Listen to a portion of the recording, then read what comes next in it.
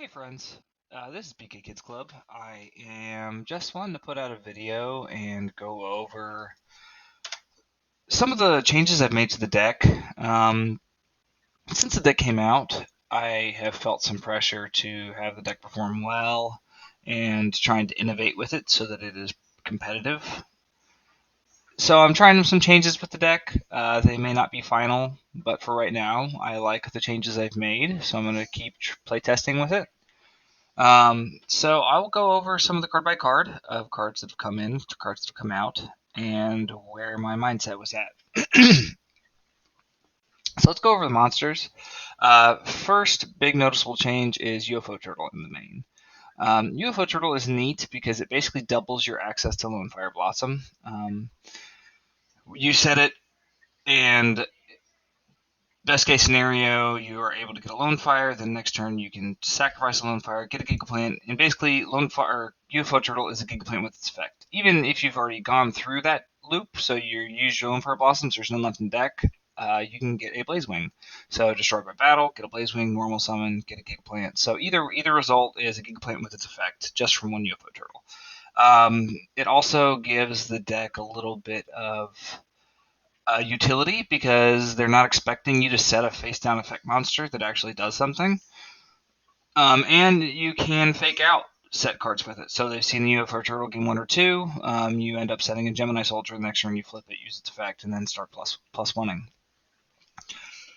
So I really like the UFO Turtle in the deck so far. It seemed really strong. The other main deck monster change is one Grand Mole. So Grand Mole is neat because it gets over a lot of the problem monsters that the deck has. Your Ab-Zeros, your Titanials, your Synchro monsters, and it works really well with Ultimate Offering. So getting a free Compulse every turn, or if it's your opponent's turn, they attack, you pay 500, get a Grand Mole, replay, are they going to attack it or not? Either way, it's basically 500 for a Compulse. They can't get a attack through with a Grand Mole out. So far I've really liked it. It also pairs well with one of Limit Reverse that I put in the deck. Limit Reverse just gives you a way to access all of your meaningful lines. So if you have a Gigaplant left in deck, you can get back Lone Fire from the graveyard and get your other Gigaplant. You can get a Soldier from your graveyard and attack with it and get a Butterfly, which gives you access to Gigaplant, which gives you access to your whole line. If your Grand Mole has perished from a Torrential or a Mirror Force, you can get it back with Limit Reverse and just start, being able to use your normal summon every turn and take away their tempo from this Grand Mole. So I've liked Limit Reverse. In addition, with Call of the Haunted that I've added to the deck, it gives the deck a little bit more both offensive and defensive options because Call of the Haunted can get back your Gigaplant chain and then you start comboing off, or it can get you back a Valkyria, which you normal summon to destroy their monster. So it has both offensive and defensive sort of reasons in the deck, and I've enjoyed having a little bit more access to my graveyard in the form of traps. Another card added was Brain Control. This card was basically a one-for-one replacement for Book of Moon. This card can unbrick Gigaplants in your hand. You run 2 tuners, and you run 3 ways to access one of your tuners. So you have a ton of ways to use this Brain Control in an efficient way. So I've really liked the Brain Control in the deck so far. It also can help push for OTKs. Let's see if there are any other main deck changes. No, those are the main cards we've added. What we took out a single Valkyria. The way that negatively impacts the deck is now with your Soldier, you only have 6 targets, but I've really found that I haven't needed the 7th one, and that having 6 is fine. With adding the Grand Mole, we are risking getting a little bit monster flooded, but this version can deal with monster flood a little bit better with access to UFO Turtle that can get into Gigaplant without having any spells, traps. It can get its effect. And also, you can stall out until you get your Ultimate Offering and then unbrick your hand. So I've liked the deck so far. What's come out is 1 Valkyria, 2 Upstart Goblins. I would love to be able to make room for 3, but right now I want to try things out, and that's what's come out in order for deck building to occur. The final version of the deck may have 3 Upstart Goblins, it may have less monsters, but that's what's neat about the deck building process, is that I'm going to try out these changes, see if I find myself getting bricked more often, unbricked, if I have cool clutch situations. So far, UFO Turtles felt really, really good. I've really liked UFO Turtle, and if it ends up being a bad card in the matchup, side them bad boys out. You got other things in here. We can go over some of the changes to the side deck. I've been having trouble with frogs. Frogs is a really tough deck, and I want to leverage however I can to beat them. So, one copy of Barrier Statue of the Inferno comes in. It's something you can search off of these UFO turtles. And it hoses frogs. Vanity's Fiend type effects. They can't get back their Treeborn, so they can't sack it to enemy controller to get your guy. So their outs are going to be if they're playing Regeki Break, or Book of Moon, or Brain Control. And, you know, they have 4 outs in the deck. They may have already used them on things that they needed to break your board, and then you get this out, or it can help push for no decay if you have Ultimate Offering up. So you go for a big full board. They're going to expect to Gore, Strigodi, or Battle Fader, and then you drop a Barrier Statue, and they get Shreked. It also works with Limit Reverse and Call of the Haunted, so you can get it back in response to them activating things. It also comes into some fringe decks. There are decks that just can't get over a Barrier Statue because all they do is special summon. So it's in the deck, and if you have like one piece of interaction, a Deep Riz, a Mirror Force, a Gemini Spark, it can really work. Also, you can get some monsters out under it. You can get a Lone Fire Blossom, you can get a Blazing Butterfly, and you can get a Chevalier. So if you have Gemini Soldier out, there's still 3 targets in the deck that you can get. And there's also Flame Bell Rukisas, who you can get out of the extra deck if you have this card on the field. So he can pierce over things, and he's a fire monster. I've also added a third pulling the rug for the frog matchup. Frogs are irritating, and the main ways you lose are from the brain control effects and the monarch effects. So I figured I had to attack one of those avenues, and it's easier to attack the monarch effects that are hindering your ability to do things than it is to attack the brain control effects. Like, what am I going to play? Reverse Brainwashing, Spell Shield Type 8. Those cards are so niche and may not come up. This is always going to come up. They're always going to be summoning Dark Dust Spirits, Caiuses, Rises, Mobiuses, Junk Synchrons, Swap Frogs, Substitute, who uses Priority Effect. So this card is relevant often. So I added the third one of those. Out of the main came a Starlight Road. I didn't want to dead draw it ever, and drawing 2 in game 1 when you don't have an opportunity to use it really sucks. So one of the main, you get access to Solemn and Starlight Road, and you don't set quite as much. You set a couple cards, hold some in your hand, play around the heavy, and then when they heavy, then you can set everything. You don't always have to have a Starlight Road. You can't always play around everything, and taking out a Wing Blast and a Road has helped unbrick the deck a little bit, because I never want to draw 2 of these. They just really hurt when you have 2 unactive cards or 2 -1s and you're not able to do anything. So like that's why like Call the Haunted and Limit Reverse, they're much more live cards. They're not going to be as dead or bricky as a Phoenix Wing or a Road, and they can still do offensive and defensive things. So that's where my deck building process has been so far. Nothing really much has changed in the side. I guess I sided a heavy. Why side the other Dust Tornado when I can side a Heavy Storm? I haven't seen a lot of Starlight Road. On top of that, I don't think people are really bringing in Starlight Road against my deck. In the main deck, I have Tornado and Mirror Force. And in the original list, if you're looking at that, there's literally only Mirror Force in the deck that they are able to Starlight Road that will have any effect in my deck. So I don't think people are bringing in Starlight Road or maining it so often. And again, you can't play around everything. I have 2 board wipes. So the deck has felt good with the ratio of cards I have so far. I wish I could take out a monster somewhere, but I really like everything in here. Double Butterfly feels really good, especially with WFO Turtle. You want to make sure you always have something in deck and you only have 4 targets. Double Valkyria, it is a powerhouse. It kills things. You can get it back with Butterfly, so roughly you have about 4 times you get to access this card. Chevalier is necessary, especially to get a 1900 beater out and supervise. It's just you need a one of Chevalier in the deck.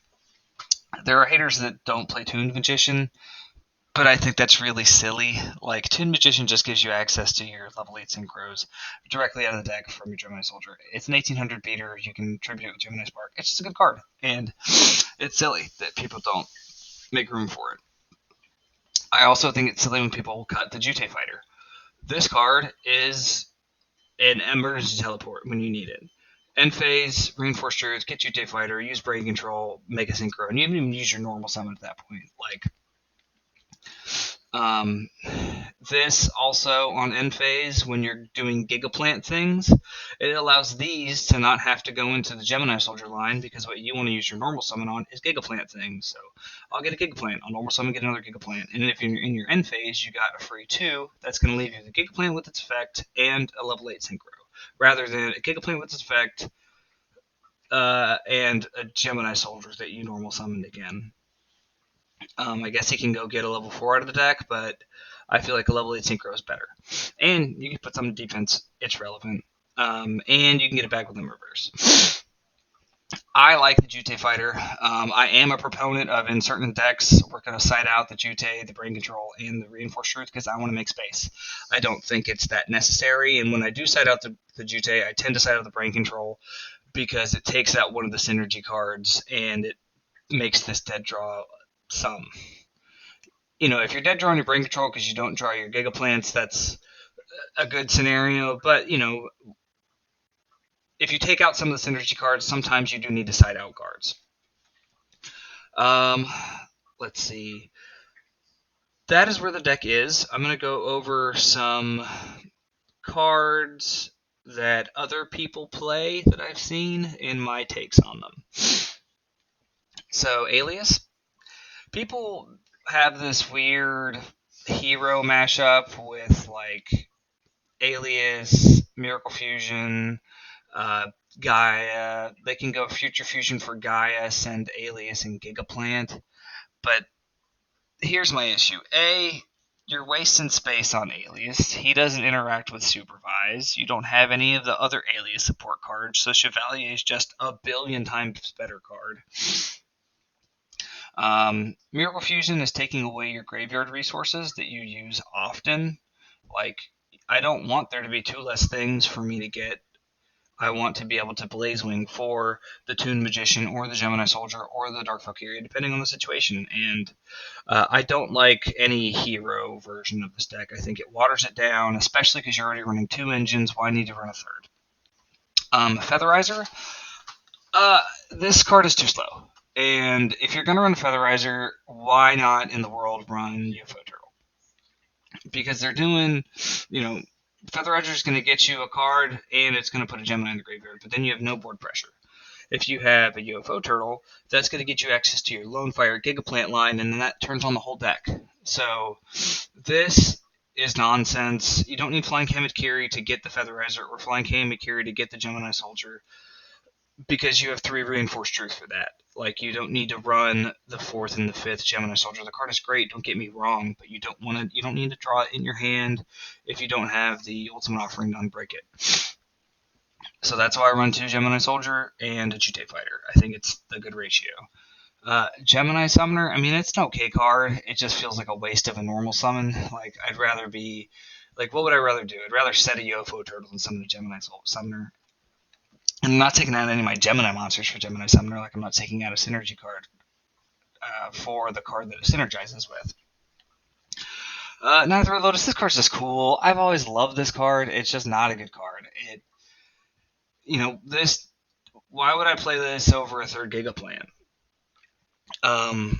Takes away graveyard resources. You have to remove from play 2 monsters, and then you get 1 level 4 or lower. So if you've already gone into place in the deck, that means you're getting rid of your Gigaplants to get cards like Blaze Wing or Valkyrie, and that doesn't feel good. There's no way to get him. The only way to get him out of the graveyard is call. The card's neat, but it doesn't really have any room in the deck. This card's just dumb. There's not really any Gemini monster that you want to look for. Um, sometimes you draw them, and that's fine. You got your Valkyria and you got your Supervise, that's great. You drew your Chevalier and you drew your Gemini Spark, fine. But there's not really a time you want to search for it.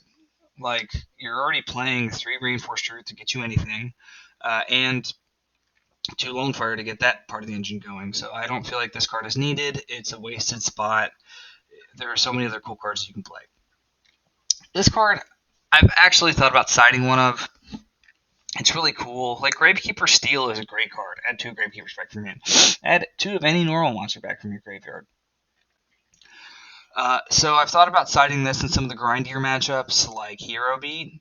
If you're able to get back a 1900 and 1800 with one card, that is a little bit of advantage. But my thought is in this spot, Call the Haunted is better because it just gives you, instead of getting 2 dudes that are just normal monsters, you can get back a Gigaplant, normal summon it, gets its effect, you have access to do things rather than having to get another card that synergizes with it. So that's why I haven't made use of it yet. Same reason for this card over here, Dragon's Mirror. People play it. It's not a bad card. But what's your power play once you Dragon's Mirror? Your power play is probably going to be to have a Gigaplant in the graveyard, summon a Butterfly, sack it, get Gigaplant, and then Gigaplant gets back Butterfly. I don't know how many graveyard resources you have. I guess if you've already gone into Lone Fire, it just feels like too much commitment to not enough payoff.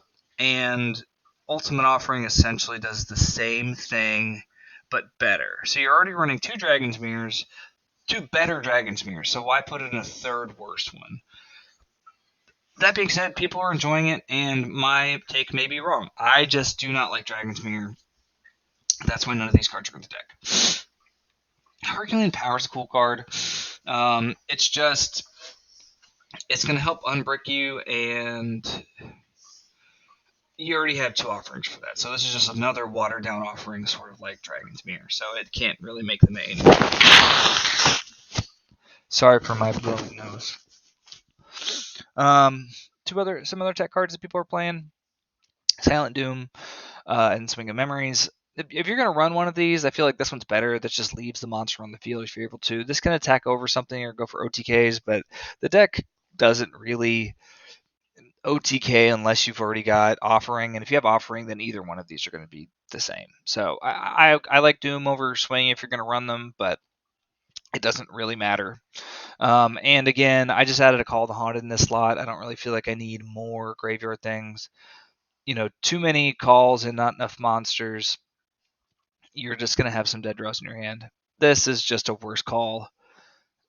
Send a normal monster and then get. I guess I can get one in either player's graveyard. I didn't realize that, but it just feels like you're 2 for 1 in yourself for a Call the Haunted, and you have to have one that you control. So that's either something you've normal summoned, was on the field. If you've already normal summoned, then you can't really use this effect to get your Gemini effects. So I don't like this card. This one, if I weren't playing the Grand Mole, I would play a Birthright. It's basically just called Haunted, and you can get back your Gigaplants. But I am playing Grand Mole, so Birthright did not make the deck. Just to Break's a bad card. Don't play Just to Break. It only works if you have normal monsters, and if you summon any of them, it doesn't work. So it doesn't synergize with your own cards. So why have it be more situational when you could just run like a Deep Prison? Deep Prison's a great card. Run it. So Resurrection, same thing as Birthright. They're just cards that get back normals from the graveyard. This one stays on the field if you tribute or sync with it. So if you play something like a Magic Planner strategy, this one's just better than this one. If you do it in the end phase, it's basically the same thing, but this one stays on the field. Yeah, so that is where my mind's been, where the deck building process has gone. Let me go back to this list. I'll share it in the comments. This is what I'm running now. I have really liked the UFO Turtles. I have really liked the Grand Mole. I have really liked the Call of Haunted, and I've also liked the Brain Control. I haven't played against too many frogs, so I'll tell you how it matches up. So far, I've won the only match I had I went with Colossal Armory Arm Loop. It was actually pretty cool. He left out a Malicious, and then I just summoned 5 monsters off of Ultimate Offering and was able to make Colossal Armory Arm. So that was a cool duel. Maybe I'll post that replay. But yeah, that's where my head's at. I hope you guys like these videos. Give me any criticisms you have. Talk to me about your deck building process, what your experience has been playing the deck. I am super excited. Nats is in Raleigh. I live in Charlotte, North Carolina, so that is just a 2-hour drive up for me, and I'm definitely going to go make it. I'm going to bring this deck, some variation of it. If I went today, this would be what I'm bringing. It's still it's still a month out, so I'm going to be doing a lot more playing, a lot more testing, a lot more research. Guys, learn your rulings. It really helps. If you didn't know, Ultimate Offering, once it's face up, you can activate it multiple times in the same chain. So best practice, if you want to use it during your main phase, flip it up face first with no effect. Once you've had it face up, pay 500. If they want to MST it, then I'll pay another 500 and I'll go use it anyway. Or I'll pay 500 6 times to get out, my 2 Gemini soldiers with effects and a Blaze Wing with effect to get back the Gigaplant in my graveyard. And then offerings in the graveyard. Oh no, my offerings in the graveyard. I already used it 6 times. So you can either outplay your opponent or you activate it with no effect first and then they MST it right away. So you either outplay your opponent with it or you save 500. So that's just an example of learning the rulings that can be in your favor. Because you could just outplay someone with an ultimate offering rather than accidentally use a solemn. Ultimate offering can also be used to Gigaplant. So like I'll summon a Valk, I'll pay 500, I'll normal summon it again, I'll kill something. When I put the counter on and they kill it, I'll chain offering and tribute summon for Gigaplant. So that fades something, and on top of that, that misses everything misses the timing. They can't activate Torrential, they can't activate Bottomless because it's in the middle of a chain. This will be summon chain link 2, so they can't activate the Torrentials. So again, another example of learning rulings. I've seen hundreds of misplays with this deck. It's both frustrating, but I'm also really proud just to see people trying and innovating and playing a deck they don't feel comfortable with. Uh, if you're ever on Dueling Book, you might see me spectating you. I promise you I'm not a ghost or I don't sniff out the deck. There's a filter function where I can look at the card. So I look for anyone playing Gemini Soldier or Gigaplant and I just watch their duels. I offer to share my list. I go over plays they could have done or misplays they made. Never in a condescending way, but I want, if you're playing this deck, I want you to be good with it, and I want you to reach the high skill ceiling that this deck takes. The deck has a lot of lines, and that can be the difference between you winning and losing a game. If you're not patient and you attack with your Stardust into a deep prison. There's a lot of situations where you hold back with this deck. Like, I don't need to do 2,500 this turn. Next turn, I'm going to have a Stardust and a Gigaplant and an Ultimate Offering. So I'm going to have 5 monsters on board next turn that also TK you. So just don't run into the deep prison. You can afford not to for a turn. Be patient. Learn matchups. Learn how to side. Learn what comes out. I'll need to post some matches with some commentary so that I can go over some of my dueling processes and sideboard thoughts, what I take out, what I put in, what's good against what deck. I am by no means a master duelist. In my entire Yu-Gi-Oh career, I won one tournament. I won a Charlotte regional. I won first place with Hero Beat. I've always gotten close. I've been on the bubble. I've never topped the YCS, but in my adulthood, I have become a lot more involved in the game because of these legacy formats. Edison's really neat. It's cool to deck build in a format where there's a limited card pool and there's still innovation to be had, and people are excited for it too. Like, I've had such a good reception for making this deck. Everyone has been like, "Dude, you're such Giga Chad. This is so much fun. Thank you for making this deck. I feel like a kid again playing Gemini's. Gemini's is my favorite deck of all time. This deck feels so strong." Thank you everyone for your kind words. I really appreciate you. Um, it's been a lot of fun building this deck and a lot of fun interacting with any of you, with all of you. So if you see me on DB, shoot me a message. I'm happy to respond. I'll talk to you about the deck. If you're on Discord and you see me, shoot me a message. I'll be happy to talk to you about the deck or any concerns or questions. I have a lot of time and I'm happy to respond. So thank you everybody so much. I hope all of you keep enjoying playing the deck. And I'm going to bring this to Nats and I will do my best and I hope I do well. Thank you everybody so much. Take care.